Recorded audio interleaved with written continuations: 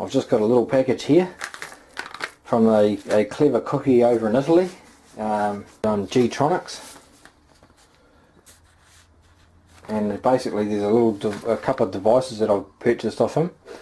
One is a transmitter battery saver. So what it does is it if you don't touch any of your controls for a certain amount of time, you can set it at different settings, which we'll go into later, and it sets off an alarm, so you'll be alerted to turn it off. The other thing I've got an auto timer and a vibration upgrade for this TX, just like the DX8 does, and you can get these for a DX6 as well. So that's quite cool. So that's basically set on your timer, and when you set your timer it will vibrate and a little alarm will go off. So anyway, let's have a look in the pack. It's going to you're going to have to actually remove the casing and be able to do some soldering on your transmitter. Obviously that comes with risk, and I'm not going to accept any of that, and neither are they, gtronics. So it's all at your own risk, depends on how good you are at soldering. But basically there's the timer, the non-active timer, so if you get to shut it off, that's it there. Cool little setup. And this one here is the little vibrating motor. Here, just there. And a set of wires. And so basically you're going to need a soldering station. I've got my little one over here, a little digital job, which I'm just about to turn on. Still get it heated up. You need some solder, you need to have basic soldering skills, and you need to be careful. So if you guys stuff this up, it's all on you, it's not on me.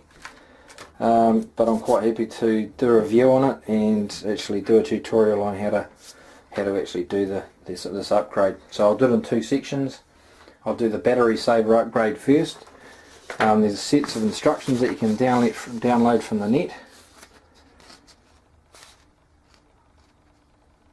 Okay, so I'm going to let everything heat up, and I'm going to take the 6 screws out of the back of the transmitter, and we'll be back shortly. Basically remove your battery tray cover, remove your battery out of your tray, out of your transmitter.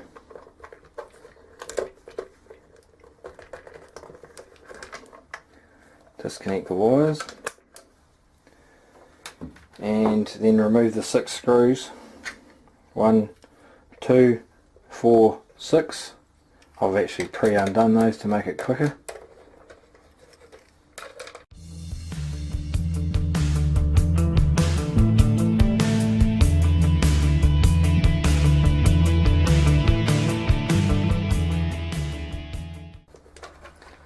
Take it apart. Tip it over to this side so that the wires don't strip out of the battery connection. And so that's like so. Okay, so now we're going to have a look at the instructions, and I'll see what we need to do next. We need to remove this board here. So we'll carefully disconnect the transmitter aerial from the unit and remove these 4 screws.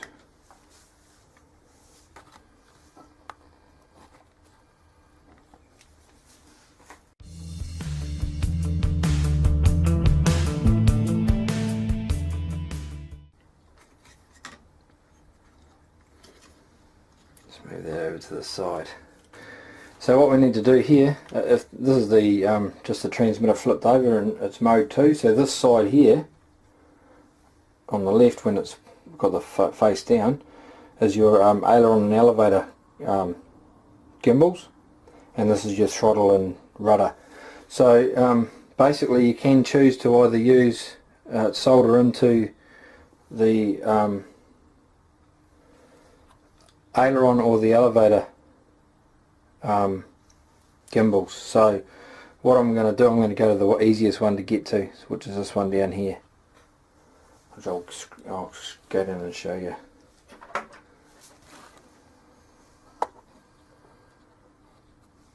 This one here.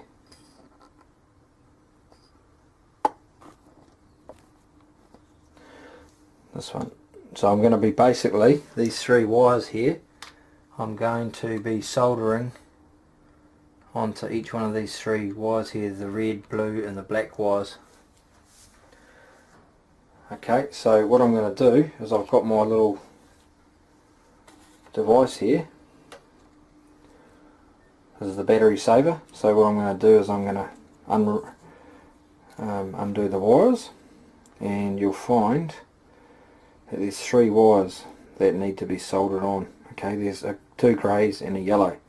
So what we've got to do is we've got to actually tin these wires first. So we'll just quickly, the battery saver kit trimmed and tinned to about 3mm, and what we're going to do is we're going to put a grey one, a grey one, a yellow one and a grey one into place on the aileron pad. So just down here,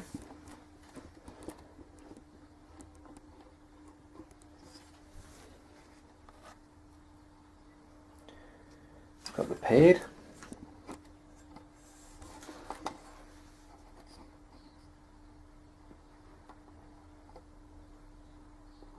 right there.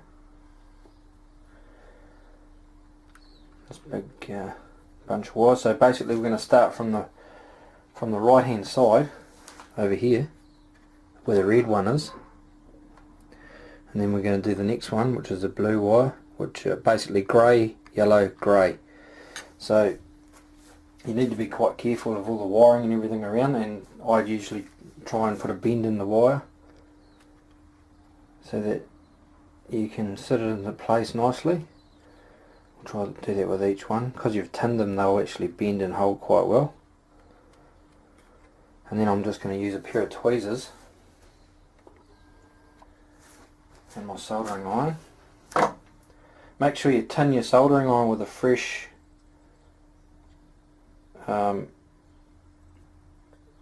bit of solder on it, because otherwise it won't heat the pad properly. So just give it a quick tin, and then shake off any excess solder. And now we're going to see if we can do it.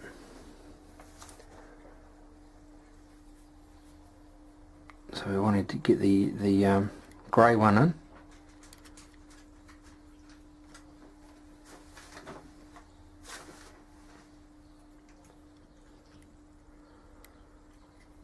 Let's get that grey one in first.